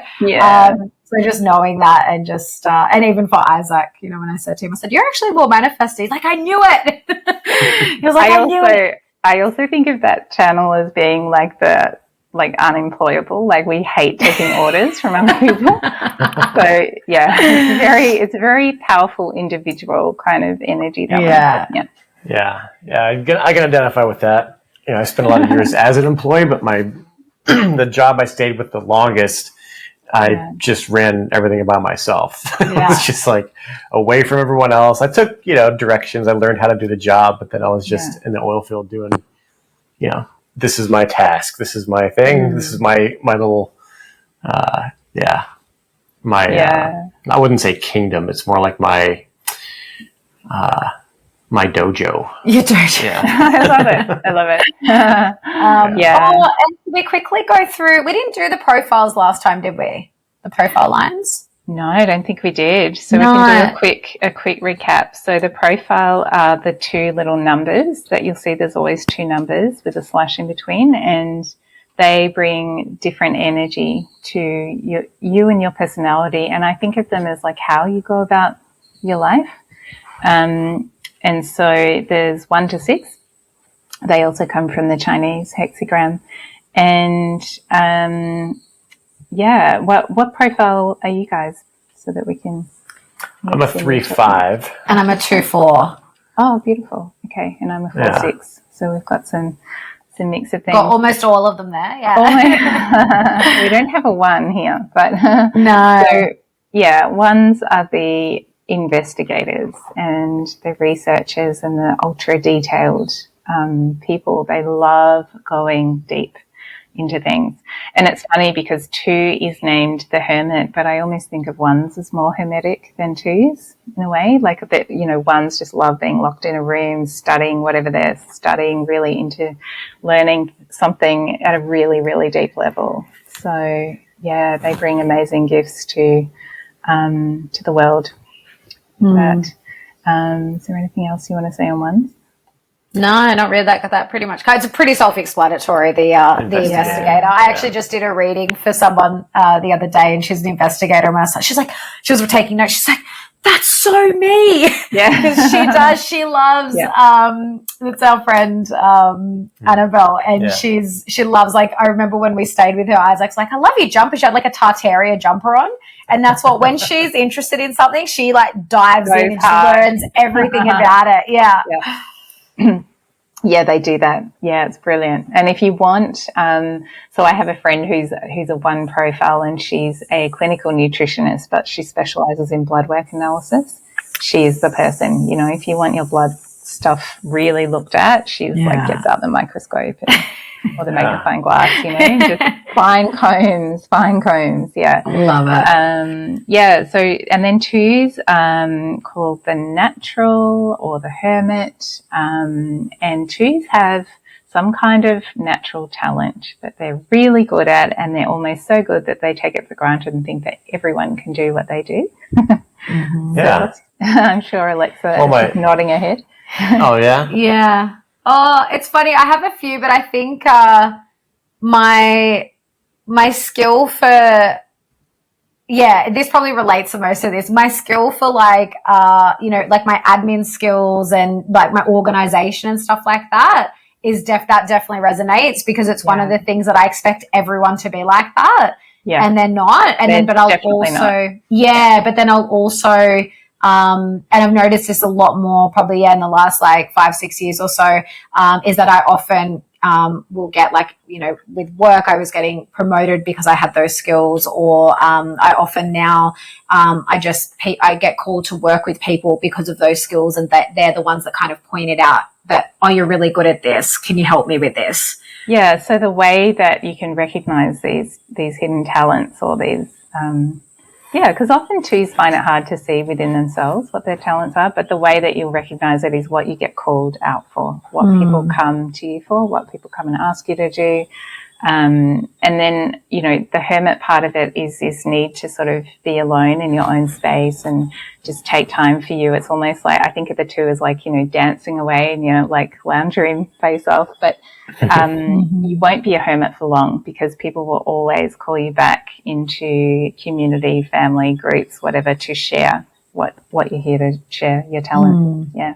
And the two is pretty much always paired up. You often have your other number will be more of the extroverted part of your personality, right? Yeah, that's right. So the 1, 2, and 3 are a little bit more focused on the self, and you're learning through yourself, your personal relationship, and then 4, 5, and 6 are more transpersonal. So lots of learning and evolution, and through relationships with others. Mm-hmm. Yeah, and how that's reflected back to yourself. Yeah, so 3, back to the martyr, which we talked about at the start. Yeah. I like to think of the martyr more as the experimenter, experiential, explorative. The 3 energy is all about getting in their boots on the ground, in the trenches, doing all the things, rather than the one who's like learning out of books and reading and really intellectualizing and analyzing things. And often they'll really need to know, like deeply feel like they've got the info before they go out and share it. The 3 is, just like out there in the world, tripping over, finding out as they go, learning on the go, learning by doing is really what the 3 is about. And there's no mistakes with the 3. That's the most important thing to recognize, is that you will take lots of little detours off the path and try on different roles and identities and jobs and various things, and that's all part of the very like beautiful windy way that 3s go about life. That's this guy. Yeah, definitely. I mean, and the way that I figure things out and find my way through stuff, there's a lot of intuition. There's like what I experience, like flashes of like, I mean, I guess you could call it genius, but without the ego involved. It's just like that was meant to fit. And it's like the creation of my product, the pain relief thing that I make. It was out of frustration of having this ongoing shoulder pain. And I created this thing. But the formula for it, the original like first little mix of it, I asked my ex-partner to put together a few things. I heard about DMSO and magnesium and everything else. I let her kind of put into it. And then we had went our separate ways. She took that with her, and I had no idea what she put into the formula. Oh no. But I was like I need to keep doing this for myself. So I'm like, I'm going to start throwing stuff at it. And it was like everything that I threw into it was exactly like the right thing. And then the way that I formulated the scent of it, it was like the first time I put together the oils, it was the right combination and it smelled great. And I was like, wow, that was like meant to happen. But it was hearing these separate ideas from one person. I learned about DMSO, one person learned about magnesium, someone else brought in the idea of anti-inflammatory oils, and I'm just like, mix it up and then refining the process. And then refine. Yeah. Perfect. Yeah, that's so good. I love that explanation. Yeah, and I often explain, like when I'm doing readings to people, if they're a 3-line, I'm like, you can never tell a 3-line. Like, if they want to know something, you can't tell them. Like, if they want to know if the stove is hot, you can't tell them the stove is hot. They have to touch it and burn their hand to know that the stove is hot. Like, that's the epitome of a 3-line, I think. Yeah, that's so we're capable of hearing and watching and seeing others, but the real, I don't know, like this, it's kind of like that sacral thing too. I don't know if there's a correlation with sacrals and the 3-line, but it's like the real good lessons that I get are the ones that I experience myself. I can learn from other people. Hey, watch out for this. Don't do this. This is the right way to do it. But I'll often push the envelope and go a little bit further. And that is a 3 to a T. And what popped into my mind as you were saying that was like raising a kid. So I've got a kid who's a 6'3", and it's like you can say, don't do drugs. Drugs are bad. And they're like, really? I have to go and try. It's pointless. Yeah. And, like it's, again, there's like a higher form of this as well. So it's hopefully as you go and you learn wisdom, you learn not to bump your head as much. Yeah. And then you start moving forward in life with a healthy caution, but also when to throw caution to the wind and go with your gut and be in that bliss and just explore. Exactly. So well described. Yeah, and then a 4 is what's the traditional name for them? I can't even remember. The opportunist. The opportunist. I should know that because some of these names I just don't use. I kind of think about them differently. The opportunist is another horrible word, but but there is an explanation for it. So I think of this one as the connector, collaborator, someone who is really tuned in, I suppose, to connecting and collaborating with people one-on-one or in small groups, and opportunities come to you that way. So opportunist has a horrible connotation that you're like a, sneaky snake oil salesman or something, or a con man or woman. But it's not really the case. It's just that, so for me being a 4, I've recognized that word of mouth is my best marketing tool. People experience a reading and then they'll tell someone, and that's how I get most of my clients. And it's just these connections. So a lot of the time, say jobs, relationships, friendships, holidays, things like that can actually come just from talking to your one-on-one people, friends, connections. Something will pop up and you'll go from there. It's like this network that it can be called the networker as well. But the other side to 4 is they're quite foundational. So they I think of the 4 pillars of a house, that they like having stability and foundation and grounding.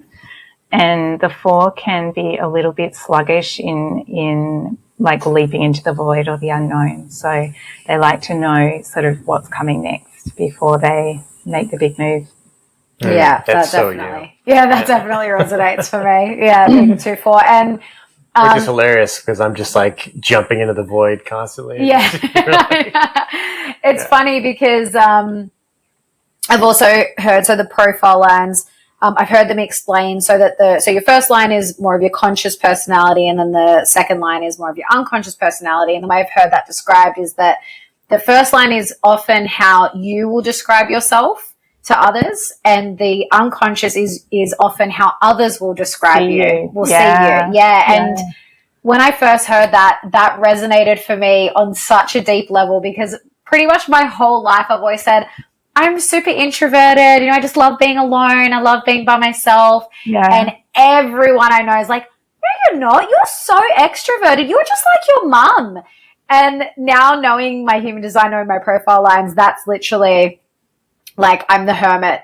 That true. Like, just loving my time alone, very much needing that. And again, that's how I would describe myself. But then that networking side of me, that social butterfly, because that's how other people describe me and see me, that's more that unconscious, and that's what a lot of people see of me out in the world. But when I'm at home, I'm a very different person, and the people that are closest to me know that.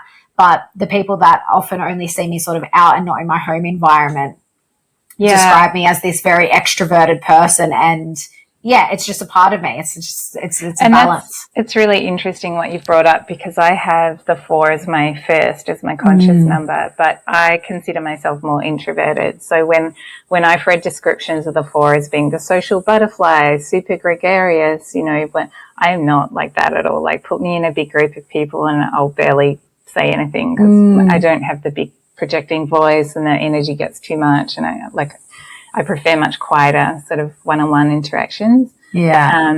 But then my second line is 6, so I guess I'm seen differently as well. It's interesting to think about that. Yeah. Yeah. So the 5 is called the heretic, another goodie. And the 5, 5's a really interesting one because, I mean, I forgot to say with the 2, but with the 5 particularly, we think about a projection field being involved with this profile, and the 2 has this a little bit as well. So by projection, I mean they can be prone to projecting on others as well as others projecting on them. So there can be some pedestaling going on. People see you as, when you're a 5, you're a problem solver. You're somebody who people can, put on a pedestal and think will fix and solve all your problems. And it's just something to be aware of in terms of personal boundaries, energetic boundaries, speaking very clearly about your intentions and what you've promised and not promised, particularly if you're in business as a 5. But ultimately, you're here to teach and universalize and share in a really big way whatever you're passionate about, whatever you love. So 5s are often people, I mean, I know lots of 5s who are, an uncanny amount of 5s who are yoga teachers, for example. A lot of 5-1s, you know, and healers and psychics as well. And then also, those, I think of 5s as the people who have those dreams of being on a TED stage or writing a book or, you know, doing something in a really big way out to a wide, broad audience. Yeah, like the wide, broad audience of this podcast. Exactly, Isaac. Yeah, that's definitely and it's funny because I come across a lot of 3-5s. I don't know if that's just a popular profile, but and that's what I think it is, such a complementary combination of the profile lines, because it kind of is taking all that learning through trial and error, all the experimentation, all of that, and then kind of packaging it up in a way that can be delivered and shared with others. Yeah. Mm-hmm. Yeah, that's a great way of putting it. Yeah, and I find, like, I was just thinking, my yoga teacher friends with the 5, one thing that I've taught them about is often they'll complete the class and then they'll get stuck like for 45 minutes at the end of class with people like coming up individually, putting their sort of problems on them, wanting the solution. So it's just about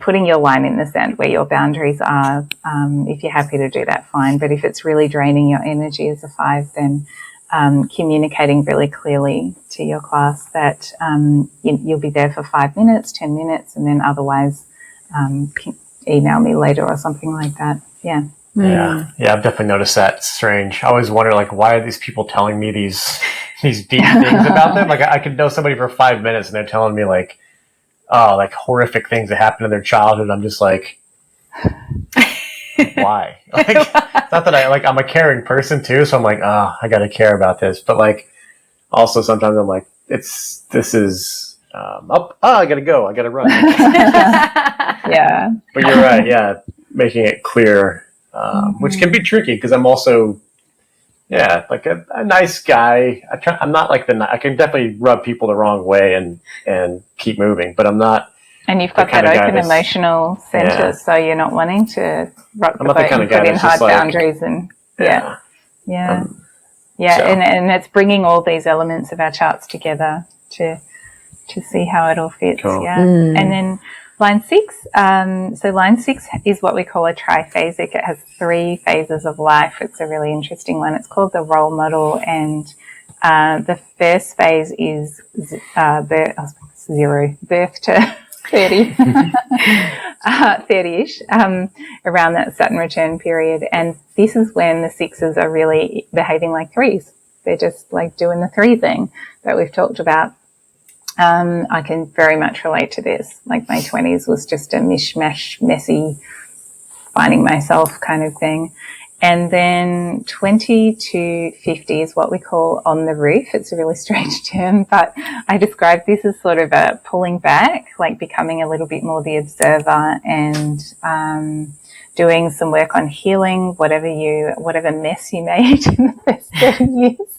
You might be wanting to do some healing work around that. Or it's sort of a consolidation, establishing, creating. People are often having families, building families, or a business, or stepping into the start of that foundation of whatever their legacy is going to be, their work. And then from 50 onwards, so the 6 is really, I like to think of the 6 as a late bloomer.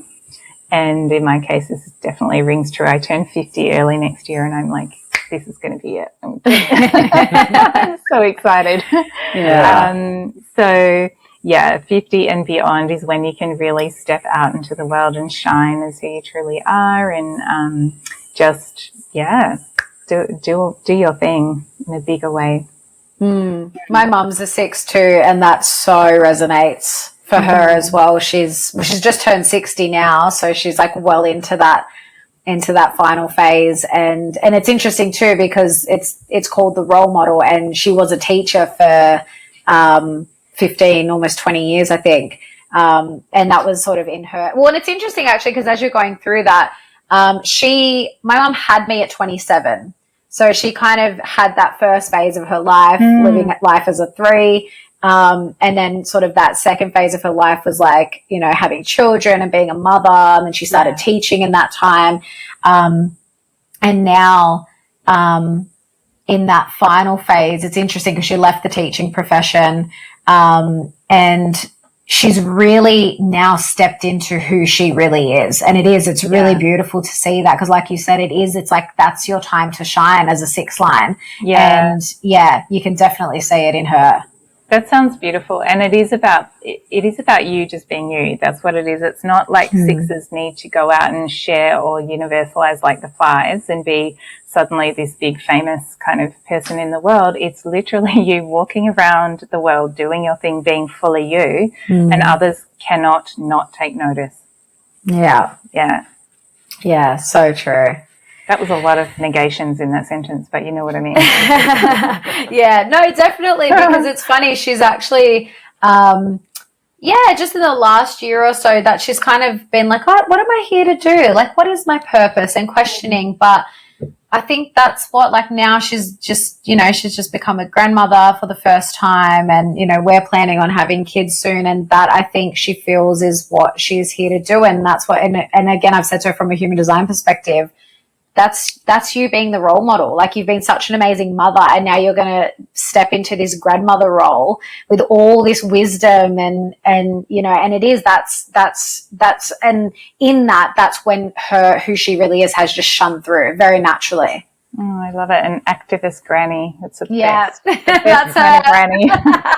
Oh yeah, she's great. Yeah, that's her. And just really quickly before we finish up, because again, we won't get into these because there's like, there's hundreds. There's a lot of 194 Incarnation Cross. Yeah, and there's almost wow. 200. And it's 11:11, so it's a good time to wrap up. Oh, perfect. Yeah, because this really speaks to your purpose, and each individual chart, you'll have your Incarnation Cross listed there, and then a little description. And if you don't, you can always chuck it into Google. You know, it'll be something like either the right angle cross of blah blah, the left angle cross of, or what's the other one? Juxtaposition. Juxtaposition. And yeah, it sounds pretty funny, and then you'll get a little description. And these are not job roles, by the way. They're not like things like that. It's a purpose that's really sort of bringing together your main sort of gifts of who you are. And how you get to express that in the world's entirely up to you. This is what I love too. It's free will. So this is not a predictive reading in any way. You get to live your life the way that you want to. So yeah, go and look up your Incarnation Cross and just sit with it. Sometimes people do need to just kind of sit with that little paragraph for a while and just let it soak in, or play with it, pull the words out that really kind of jump out to you. Think about how you're applying it in your life already, or what you'd like to do to step into a higher version of it. Brilliant. Love that. Well, thanks so much, Anita. We covered quite a lot. And again, you can go so deep into human design, but that's the basics. For anyone that's new to it, you can pull up your chart and listen to, you know, all the things we've talked about and discussed, and it should all make sense. And again, like you said, you can have a reading and have multiple readings with different people because you'll get different things out of them. So both Anita and I do readings. I often I refer people to Anita if they want to go more in depth, because I kind of do just the basic stuff for people that are new to it. But you go more into the astrology, and I've had a reading with you. I actually said to I was like, I need to listen back to that reading, because again, I look at my own chart a lot as I'm learning, but again, it's interesting to go back and hear other people describe your chart. It is. It's always good, and it's even good to have readings with different types. So you're a projector, I'm a manifesting generator. Like even the way that we go about it and explain it will be different as well. So yeah. So for people that do want to reach out to you, what are your details? How can they get in touch? Sure. Yeah. So on Instagram, I'm at Inner Awakening with Anita, and that's also the name of my podcast, Inner Awakening, which I'm excited to have you guys on soon. Yay! And my website is just my name, so it's the W's, AnitaToi.com, ANITATOI. And people are welcome to reach out. I'm happy to give a discount to your listeners if they mention that they heard this podcast. So awesome. Thank you. Yeah, thanks. Wonderful. Wow, that took us to a lot of really useful things to look into. So yeah, I'm excited to go. I want to have another reading at some point, probably one with you, and then just keep learning and growing and getting back to our natural AF selves. Yeah, that's what it's all about, right? Yeah, stripping away those layers to get to the AF. Yes, Great. That's right. All right. Well, next time we'll see you will be when we're recording for your podcast. I can't wait. Very excited. Thanks, guys. Thanks for your time. Thanks, Nita. Well, we hope you enjoyed that conversation as much as we did. I love talking about human design, could literally talk about it forever. There will be a lot more conversations in the future around human design, and like I mentioned in the intro, from all different aspects, which is one of the reasons we love it so much. If you do want to work with Anita, she's amazing. I've had a reading with her. She also does coaching, so you don't necessarily have to do a human design reading, but if you just want to work with her, I love that she calls herself a soul alignment coach. I think that's really beautiful. That's yeah, I think that's really where we're coming into now. Like if you're listening to this podcast, you're probably interested in coming more into your authentic self and aligning with your soul's purpose and why you're here. So Anita's such a beautiful soul herself. So highly recommend working with her. Her links are all in the show notes. So her website, you can connect with her on Instagram. She's also got her own podcast, which we were on a few weeks ago, which was lots of fun. And I also offer human design readings. So if you'd like one from me, just reach out directly to Alexa, Alexa, at naturalartform.com. I'm still in the process of getting my website up. Hopefully in the next month. I've given myself a time limit. But yeah, you can just reach out to me directly via email in the meantime. Yeah. Well, that was a great episode. Always enjoy talking to Anita. She's just a lovely soul. And we're looking forward to more conversations. In the meantime, really want to do a drum roll or something, but we have a really exciting episode coming next week. We have the great Barbara O'Neill coming to our show. The one and only. Yeah. So exciting. I feel like this is like the pinnacle of the podcast this year, and the year's only just started. Yeah, so that was our, we'll tell full details in the show, but it was our first recording of the new year. And as far as natural AF and natural art form is concerned, that's, doesn't really get any more natural AF than Barbara O'Neill at this point. So we're super excited to release that. We have obviously pushed it up because we just couldn't sit on this one. We've got a ton of interviews banked up, but we couldn't sit on this one. So yeah, stay tuned. We had a great chat with her. There's a bit of a story behind it. So we'll explain a bit more of that next week. Until then, go explore human design a little bit more, get to know yourself on that deeper level, and we will catch you next time on Natural AF. Bye, guys.